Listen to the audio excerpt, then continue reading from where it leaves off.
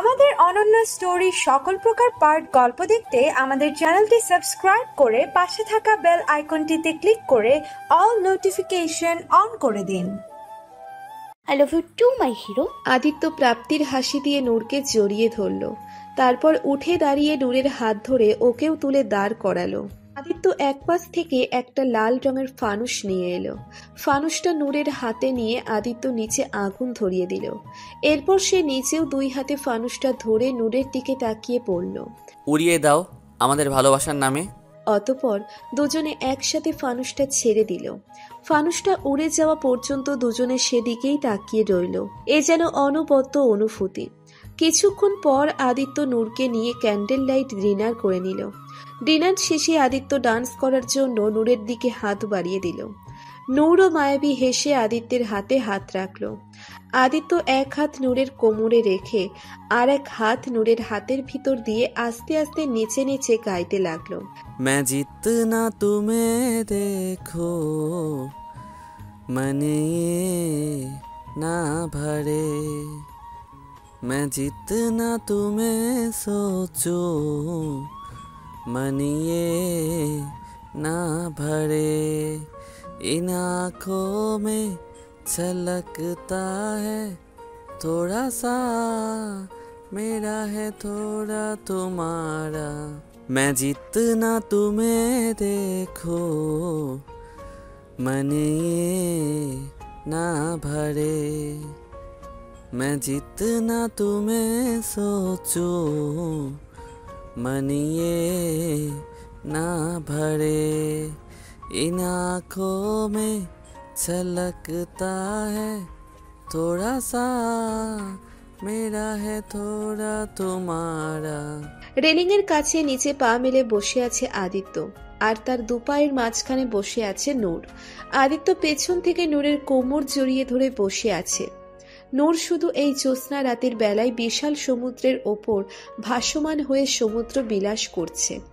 এমন সৌন্দর্য হয়তো ভাষায় প্রকাশ করা সম্ভব না। আজকের এই মুহূর্তগুলো খুবই স্পেশাল ওর কাছে, তাই তো সে প্রতিটা মুহূর্ত এনজয় করছে। তবে আদিত্যের কাছে তার অ্যাঞ্জেল থাকতে অন্য কোনো সৌন্দর্য কি তার চোখ যায়? সে তো শুধু নূরে বিভোর, আর এখনো তাই আছে।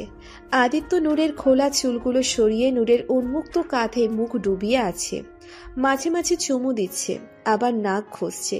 আদিত্যের এহেন কাজকর্মে নূর লাজুক হেসে বলল, আচ্ছা মিস্টার, তো এই কারণে এত আয়োজন হচ্ছিল তাই না? আসল মতলব তো এটাই, নিজের লাভটা ভালোই বোঝো তাই না? আদিত্য এবার নূরের মুখটা নিজের দিকে ঘুরিয়ে নিল। নূর লজ্জায় মাথা নিচু করে রয়েছে। নূরের এই লাজুক লাল আভাটা আদিত্যের নেশা আরো বাড়িয়ে দিচ্ছে। আদিত্য নূরের থুতনিতে হাত দিয়ে মুখটা একটু উঁচু করে বৃদ্ধাঙ্গুল দিয়ে নূরের ঠোঁটে স্লাইড করলো। নূর শিউরে উঠে চোখ বন্ধ করে নিল। আদিত্য নূরের ঠোঁটের দিকে তীক্ষ্ণ দৃষ্টিতে তাকিয়ে নেশা ভরা কণ্ঠে বলে উঠল, এমনি এমনি তো আর এত বড় বিজনেসম্যান হইনি, নিজের লাভ ছাড়া কোনো কাজ করি না আমি, আর এখন আমার লাভের পালা। কথাটা বলে আদিত্য ধীরে ধীরে নূরের ঠোঁটের দিকে ঝুঁকতে লাগলো, আর একসময় নূরের রসালো অধর যুগলে ডুব দিল। আদিত্যের কোট খামচে ধরে নিজেও আদিত্যের ভালোবাসায় সাই দিতে লাগলো। আদিত্যের নেশা আরো বেড়ে গেল। আদিত্য চুমু খেতে খেতে নূরকে পাজা কোলে তুলে নিল। কোলে নিয়ে ওভাবেই কেবিনে চলে এলো। কেবিনে এসে পা দিয়ে ঠেলে ঠাস করে দরজা লাগিয়ে দিল, আর ওরা চলল ওদের সুখের রাজ্যে। আরও একটা মধুর সকালের আগমন ঘটল আদিত্য আর নূরের জীবনে। আদিত্য চোখ খুলে রোজকার মতো তার অ্যাঞ্জেলকে তার খোলা বুকে পেল। প্রতিদিন সকালের এই মুহূর্তটা আদিত্যের কাছে অনেক স্পেশাল। চোখ খুলে যখন তার বউকে এভাবে তার বুক চবিনে ঘুমিয়ে থাকতে দেখে, তখন রাজ্যের প্রশান্তি এসে আদিত্যের মন প্রাণ জুড়িয়ে দেয়। নিজেকে তখন দুনিয়ার সবচেয়ে সুখী ব্যক্তি মনে হয়।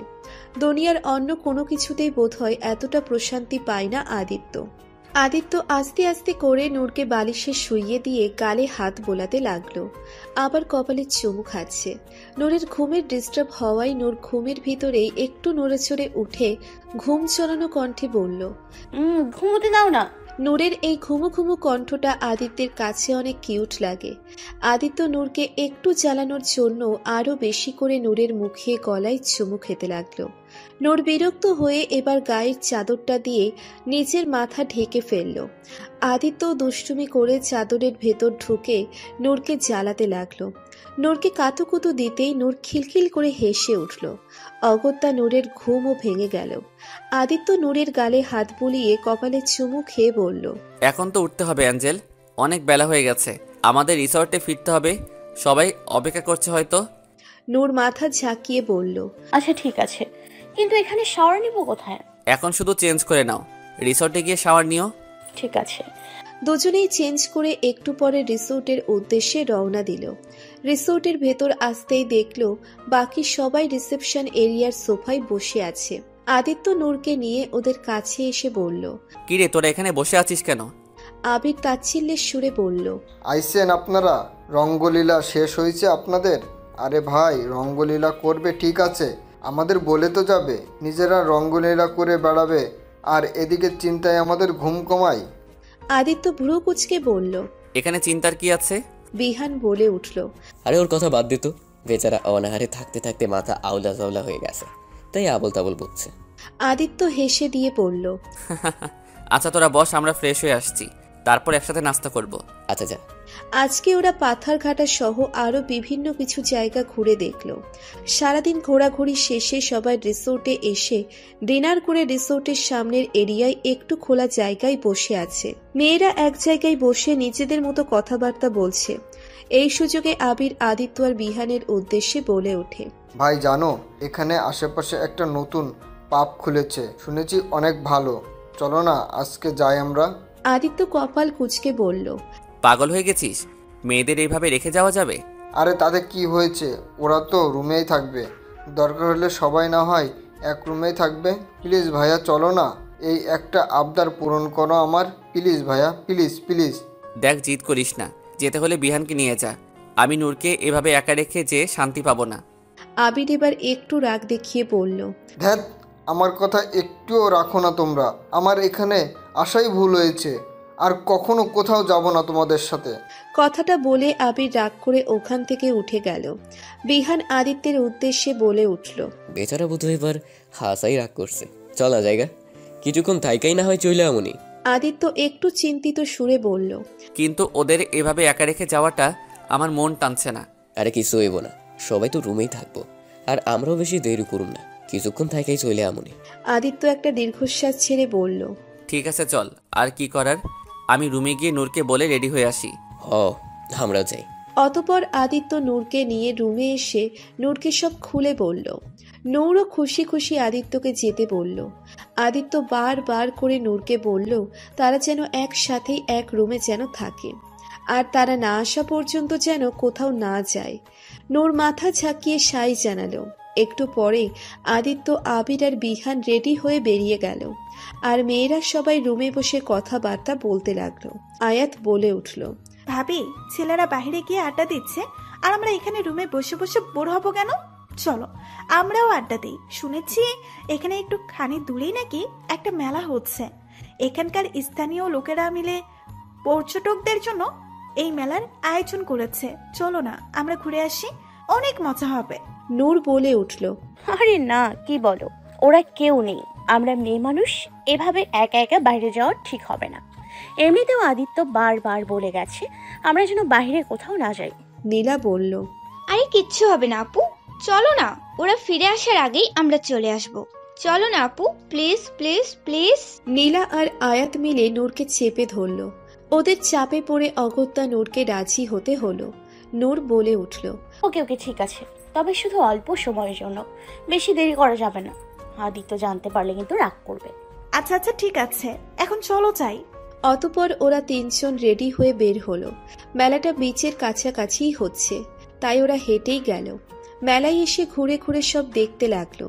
মেলাটা সত্যিই সুন্দর, এখানে হরেক রকম জিনিস পাওয়া যাচ্ছে। আয়াতায় নীলা তো যা পছন্দ হচ্ছে তাই কিনে ফেলছে। কিছুক্ষণ ঘোরাঘুরির পর নূর এবার ফিরে যাওয়ার তাগিদ দিল, না হলে দেরি হয়ে যাবে। নূরের কথায় ওরা রাজি হয়ে একসাথে মেলা থেকে বেরিয়ে এলো। তবে এতক্ষণ ধরে যে দুইজোড়া চোখ ওদের ফলো করছে সে ব্যাপারে ওদের বিন্দুমাত্র ধারণা নেই। সেই দুইজনের চোখের মালিক এখনো পেছনে পেছনে ওদের ফলো করছে। তাদের একজন আরেকজনের উদ্দেশ্যে বলে উঠল, ভাই দেখা মনে হইতাছে অনেক মালদার পার্টি, মায়াগুলারে কিডন্যাপ করবার পারলে বস অনেক খুশি হইয়া যাইব মগো উপর। আর একজন বলে উঠল, হরে মদনা, ঠিকই কইছস, খালি একবার কিডন্যাপ করতে পাইলেই হয়, বসের কাছে মোরাই খাস হইয়া যামু। বদনা ভাই, তাহলে মুই যাই কিডন্যাপ করতে। না না, তুই হইলি ছোট মানুষ, তুই পারবি না। আর তাছাড়া তুই তো আগে কখনো কিডন্যাপও করস নাই, তাই তুই থাক, মুই এই কাজ করি। মদনা ন্যাকা কান্না করে বলল, তুমি ব্যাক সময় হেরাম করো, ব্যাক সময় খালি নিজে সব কাজ করে বসের কাছে মান হইয়া যাও, আর মোরে কিছু করবার সুযোগ দাও না। যাও, মুই খেলুম না তোমার লগে। আরে কান্দোস কে? আচ্ছা ঠিক আছে, আইসকা তুই যা, তরে সুযোগ দিলাম। মদনা খুশি হয়ে বলল, থ্যাংকু ভাই। মদনা একটু সামনে এগিয়ে গিয়ে আবার বদনাম কাছে ফিরে এলো। বদনা ভ্রু কুচকে বলল, কি হইলো, ফিরাইলি কে? ভাই এইটাই মোর প্রথম কিডন্যাপ, মোর আশীর্বাদ দাও, মুই যেন এই কামে সফল হই, মুই যেন তোমার নাম উজ্জ্বল করবার পারি। বদনা গতগত হয়ে বলল, ঠিক আছে, মুই আশীর্বাদ দিলাম, তুই যেন তোর কাজ দে বিজয়ী হোস আর মোরে গর্বিত করস। যা, যুদ্ধে জয়ী হয়ে ফের। মদনা বদনার আশীর্বাদ নিয়ে আবারও সামনে এগুলো কিডন্যাপিং এর মিশনে। বদনাও ওর পিছনে পিছেই আসছে, কিন্তু ওদের কিডন্যাপ কিভাবে করবে সেটাই ভেবে পাচ্ছে না মদনা। প্রথমে ভাবলো ওদের মাথায় কিছু দিয়ে আঘাত করে ওদের বেহুশ করবে, তাই ওর ভাবনা মতে এদিক ওদিক তাকিয়ে কিছু খুঁজতে লাগলো। রাস্তার পাশে একটা লাঠি পড়ে থাকতে দেখে মদনা সেটা হাতে নিল। লাঠি হাতে নিয়ে ধীরে ধীরে নূরদের পেছনে গেল। লাঠি উঠিয়ে ওদের দিকে ভয়ে তাক করছে। সাহস জুগিয়ে যেই মরতে যাবে তখনই আয়াতের হাতে থাকা কোল্ড ড্রিঙ্কসের ক্যানটা ফুরিয়ে যাওয়ার পিছন দিকে সেটা ছুঁড়ে মারল, আর সেটা এসে সোজা মদনার মাথায় লাগলো। মদনা বেচারা নিচের মাথা এলোমেলো পায়ে ঘুরতে লাগলো। বদনা তাড়াতাড়ি করে মদনাকে ধরে ফিসফিস করে বলল, এইয়া কি করতাছস তুই? এমনি কেউ কিডন্যাপ করে? আরে মগো আছে তো বেহুশ করার আছে, এইয়া রুমালে মিশাইয়া আগো বেহুশ করেন লাগবো। বদনা একটা রুমালে বেহুশ হবার মেডিসিন মিশিয়ে মদনার হাতে দিয়ে বলল, এই নে, এইটা নিয়ে আগো নাকে ধর, এরপর ওরা বেহুশ হয়ে যাইব। মদনার রুমালটা হাতে নিয়ে নিচের মাথার ঘাম মুছতে লাগলো। রুমালের মেডিসিনের গন্ধে মদনার মাথা কেমন যেন ঘুরে উঠল। বদনা আবারও ধমক দিয়ে বলল, আরে তোর মুখে ধরছস কেন গাদা, তোর যা কিচ্ছু হইব না। মদনা আবারও ন্যাকা কান্না করে বলল, তুমি খালি মোর লগে হেইরাম করো, আমি এইবার বাইতে গিয়া মাইরে কইয়া দিমু তুমি মোরে একটুও ভালোবাসো না, খালি ধমকাও।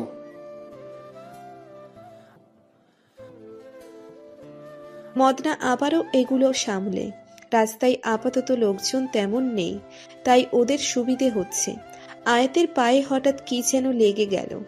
আয়াত সেটা ছাড়ানোর জন্য থেমে গিয়ে নিচে ঝুঁকে পায়ে লাগা জিনিসটা ছাড়াতে লাগলো। নীলা আর নূর কিছুটা এগিয়ে গেছে। মদনা এই সুযোগে আয়াতের পিছনে গিয়ে পিছন থেকে রুমাল দিয়ে মুখ চেপে ধরল, আর কিছুক্ষণের মধ্যেই আয়াত বেহুশ হয়ে পড়ে গেল। মদনা আর বদনা গিয়ে এবার নূর আর নীলাকেও একইভাবে বেহুশ করে ফেলল। মদনা ওদের বেহুশ করে খুশিতে লাফিয়ে উঠে বলল, ওরে মোর খোদা, মুই মোর জীবনে প্রথম কিডন্যাপিং এ সফল হয়েছি, মোর যে কি খুশি লাগতাছে। বদনা বলে উঠল, ও মনু, চিল্লাও কে? কেউ আইয়া পড়বো, জলদি অরো। তারপর একটা গাড়িতে করে ওদের উঠিয়ে নিয়ে গেল। ঘণ্টাখানিক পর আদিত্যরা রিসোর্টে ফিরল। আদিত্যের রুমে সবার থাকার কথা, তাই সবাই আদিত্যের রুমে প্রথমে আসলো। দরজায় এসে নক করলো আদিত্য, তবে ভেতর থেকে কোনো সাড়া শব্দ এলো না। আদিত্য ভাবলো হয়তো ওরা ঘুমিয়ে পড়েছে, তাই আদিত্যের কাছে থাকা ডুপ্লিকেট চাবি দিয়ে দরজা খুলে ভেতরে ঢুকলো ওরা। কিন্তু ভেতরে কাউকে না দেখে চমকে গেল সবাই। সবাই মুখ চাওয়াচাওয়ি করতে লাগলো। আদিত্য ভ্রু কুচকে বলল, সবাই গেল কোথায়? বিহান বলে উঠল, কি জানি, চল আমাদের রুমগুলো চেক করি, হয়তো অন্য রুমে গেছে। সবাই তাড়াতাড়ি বেরিয়ে গিয়ে বিহান, আবির আর নীলার রুম চেক করলো, কিন্তু কোথাও কাউকে পেল না ওরা। ওদের নাম্বারে ফোন দিলে ফোনও বন্ধ পেল। আদিত্যের টেনশনে মাথা ফেটে যাচ্ছে। ওরা পুরো রিসোর্ট আর রিসোর্টের বাইরে চেক করলো, কিন্তু কোথাও কাউকে পেল না। সবারই এবার ভয় হতে লাগলো। না জানি কোথায় গেল সবগুলো। আবিরের প্রচুর অপরাধ বোধ হচ্ছে। আজও জেদ করে ওদের রেখে না গেলে এসব হতো না। নিজের উপর খুব রাগ লাগছে ওর। আদিত্য এবার তাড়াতাড়ি করে রিসোর্টের সিকিউরিটি রুমে এলো। তারপর সিকিউরিটিদের সিসিটিভি ফুটেজ দেখাতে বলল। সিকিউরিটিরা প্রথমে মানা করলেও আদিত্যের পরিচয় জেনে তখন সাথে সাথে রাজি হয়ে গেল। সিসিটিভি ফুটেজ চালু করলে ওরা দেখতে পেল মেয়েরা 3 জন 2 ঘন্টা আগে রিসোর্ট থেকে বেরিয়ে গেছে, এরপর আর ফেরেনি। এটা দেখে সবার টেনশনে সবার গলা শুকিয়ে এলো। এত রাতে কই গেল মেয়েগুলো? ওরা মেয়েদের খোঁজার জন্য রিসোর্টের বাইরে বেরিয়ে এলো। আরও 2 ঘন্টা পর মেয়েদের জ্ঞান ফিরে আসলো। মেয়েরা সবাই চোখ পিটপিট করে খুলে তাকালো। মাথাটা কেমন ভারী হয়ে আছে। চোখ খুলে এদিক ওদিক তাকিয়ে বোঝার চেষ্টা করলো ওরা কোথায় আছে। ওরা দেখলো ওরা একটা সামুদ্রিক বড় নৌকার উপর বসে আছে। নৌকাটা ঘাটে বাঁধা আছে। আশেপাশে আরো অনেকগুলো নৌকা বাঁধা আছে। ওরা এবার নিজেদের দিকে তাকিয়ে দেখলো ওদের 3 জনকে 3টে চেয়ারে একসাথে বেঁধে রেখেছে। এসব দেখে নূর অনেক ভয় পেয়ে গেল। ওরা এভাবে এখানে কেন? তার মানে কেউ ওদের কিডন্যাপ করে এনেছে। কথাটা ভাবতেই ওর গলা শুকিয়ে এলো। তখনই 4-5 জন লোক ওদের সামনে এসে দাঁড়ালো। বদনা আর মদনাও ওদের ভেতর আছে। মদনা ওদের দেখে আবালের মতো হেসে বলে উঠল, আরে আফারা, আপনাগো জ্ঞান ফিরে আইছে? যাক, ভালো হইল। এই লন মিষ্টি খান। কথাটা বলে মদনা ওর হাতে থাকা মিষ্টির প্যাকেট থেকে একটা মিষ্টি আয়াতের মুখের সামনে ধরল। আয়াত মাথাটা পেছনের দিকে সরিয়ে নিয়ে ভুরু কুঁচকে বলল, কে আপনি? আর কিসের মিষ্টি এটা? মদনা বোকার মতো দাঁত বের করে বলল, আরে আফা, মুই আজকে প্রথম কিডন্যাপিং এ বউনি করলাম, তাই হেই খুশিতে মিষ্টি বিতরণ করতাছি। আর আপনাগো হাতেই তো মোর বউনি হইল, তাই পয়লা মিষ্টি আপনারাই খান। কি? তার মানে আমাদের এখানে কিডন্যাপ করে আনা হয়েছে? হ, তা না হয় তো কি। নীলা হঠাৎ উচ্চস্বরে চিল্লানি দিয়ে উঠল। নীলার চিল্লানিতে সব গুন্ডাগুলোর আত্মা বেরিয়ে আসার উপক্রম। বেচারা মদনা বুকে হাত দিয়ে বলল, ও মোর খোদা, বাঁচাও মোরে। কি হইল এখানে? ও আফা, আপনি এমন কইরা চিল্লাইতেছেন কে? মোর মাসুম হরান্ডা তো এখনই বাইর হইয়া যাইতো, হাইলে মোর বড় গুন্ডা হওয়ার স্বপ্ন কেমনে পূরণ হইতো। নীলা হাসি মুখে বলে উঠল, সরি, আসলে আমি না একটু বেশি এক্সাইটেড হয়ে গেছিলাম। আসলে আমার না অনেক দিনের স্বপ্ন ছিল কেউ আমাকে কিডন্যাপ করবে। আজ ফাইনালি আমার সেই স্বপ্ন পূরণ হয়েছে। ওয়াও, আমার যে কি খুশি লাগছে। নীলার কথায় সবাই তাজ্জব হয়ে গেল। কিডন্যাপ হওয়ারও কারোর শখ থাকে তা জানলো ওরা। কিডন্যাপারদের মধ্যে চান্দু নামের এক ব্যক্তি তার পাশের ব্যক্তির দিকে তাকিয়ে বলল, আজকাল কি কিডন্যাপ হওয়া শখের বিষয় হয়ে গেছে নাকি? আমি তো জানতামই না। চান্দুর কথা শুনে পাশের দুঃখ নামের ব্যক্তিটি তার অভ্যেস মতো নাকের পানি চোখের পানি এক করে জনম দুঃখী ভাব ধরে বলল, হইতে পারে ভাই, আমার মতো অভাগা আর কি এসব জানবো? শখ তো আমার ছিল ভাই, কত শখ ছিল বড় হয়ে কত বড় মানুষ হব। কিন্তু কি হইল, ছোটবেলায় আমার বাপ পাশের বাড়ির চুমকিরে লইয়া পালাইয়া গেল, আর সেই শোকে আমার মা। লোকটির অসম্পূর্ণ কথা শুনে আয়াত আগ্রহ দেখিয়ে বলল, সেই শোকে কি আপনার মা মরে গেছে? লোকটি এবার কান্না থামিয়ে নর্মাল ভাবে বলল, না না, মরে নাই। সেই শোকে আমার মাও চুমকি জামাইরে লইয়া পালাইয়া গেল। চান্দু বলে উঠল, আরে আপনারা ওর কথায় কান দিয়েন না। কথায় কথায় বালতি ভরে কান্দা ওর জন্মের অভ্যাস। দুঃখু আবারও কাঁদতে কাঁদতে বলল, তুই তো কবি, তোরা কেউ আমার কষ্ট বুঝবি না। আমার কত কষ্ট জানোস? ছোটকালে বাবা মা ছাইরা গেল, আর আমি ছোট মানুষ ভাই বোনেরে পালার লাইগা এই ছোট ছোট হতে চুরি করতাম। কখনো ভালো হাতে মারতে পারতাম, কখনো খালি হাতে ফিরতাম। তখন বাড়িতে এলে আমার ভাই বোনেরা আমার জান খাইতে আইতো। দুঃখু মিয়ার কষ্ট কাব্য শুনে নূর বলে উঠল, থাক ভাইয়া, কাঁদেন না, সব ঠিক হয়ে যাবে ভাইয়া। দুঃখু মিয়া নূরের করুণ চোখে তাকিয়ে বলল, কি কইলেন আফা? আপনি আমার ভাই কইলেন? জানেন, আমার ছোট বোন আমারে এমন করে ভাই ডাকে। কথাটা বলে দুঃখু মিয়া আবারও তার কান্না শুরু করে দিল। এবার কোপা শামসু নামের আর এক ব্যক্তি দুঃখু মিয়াকে ধমক দিয়ে বলল, এই তুপ, একদম তুপ, আর একবারও কানলে তোর মাথা হাতাই দিব। তালা সারাদিন খালি প্যাক প্যাক করে বাতিল মতো পাততেই থাকে। তালা আবাল একটা আল দদি তোল প্যাক প্যাক থুনতি তোল গালের মধ্যে থিমের ঢেলে আটটাইয়া দিব। কোপা শামসুর এমন তোতলানো কথা শুনে মেয়েদের পেট ফেটে হাসি আসছে। ওরা মুখ টিপে নিজেদের হাসি আটকানোর চেষ্টা করছে। আর বদনা তখন কোপা শামসুরের উদ্দেশ্যে বলে উঠল, ও মনু, তুমি দুগুর গলা পরে আটকাইও, আগে নিজের গলার মধ্যে যেইটা বাজাইছো ওইটা পরিষ্কার করো। কি কও, এই তো বুঝবার পারি না। কোপা শামসু বলে উঠল, না বদল কিয়াতে, আমি তো একদম ক্লিয়ার করলেই বলতি কি থুন্দল পরিত্তার তথা আমার, আমি আমার কথা তবই বুঝি, তুমি বোধো না, থেতে তোমার প্রবলেম। এদের ঝগড়া দেখে এবার রাধে নামের আর এক ব্যক্তি এগিয়ে এলো। তার চুলগুলো তেরে নাম ছবির রাধের মতো মাঝখানে সিঁথি করে কপালের উপর নামিয়ে রাখা। উনি আমার সালমান খানের অনেক বড় এসি। রাধে সালমান খানের মতো অঙ্গভঙ্গি করে বলে উঠল, তোরা থামবি নাকি আমার ভাইগিরি দেখাবো? ভালো করে জানিস, একবার जो कमिटमेंट कर दिया उसके बाद तुम्हें खुद की भी नहीं सुनता। মদনা বলে উঠল, ভাই দ্বিতীয়বার কমেন্ট করলে কি করেন? दूसरी बार कमिटमेंट कर दिया तो मैं मेरे बाप की भी नहीं सुनता। ভাই তৃতীয়বার? রাধের ডায়লগ বাজিয়ে দেখে নীলা উৎসাহ নিয়ে বলল, ওয়াও, क्या बात ভাইয়া, আপনি তো সত্যি সালমান খানের মতোই ডায়লগ বললেন। নীলার প্রশংসায় রাধে যেন খুশিতে ডগমগ হয়ে তালগাছের মাথায় উঠে গেল। নীলা আবার বলল, ভাইয়া আমার হাতটা একটু খুলে দিবেন না, মানে আপনার জন্য একটু তালি বাজাতাম। রাধে যেন আরো ফুলে বেলুন হয়ে গেল। তাড়াতাড়ি করে নীলার কাছে এসে হাতের বাঁধন খুলে দিতে দিতে বলল, হ্যাঁ হ্যাঁ অবশ্যই, কেন নয়। নীলার হাত খুলে দিলে নীলা জোরে জোরে তালি বাজিয়ে বলল, ওয়াও, অনেক ভালো করেছেন আপনি, আরো কিছু করে দেখান না, আসলে সালমান খান আমার অনেক পছন্দ।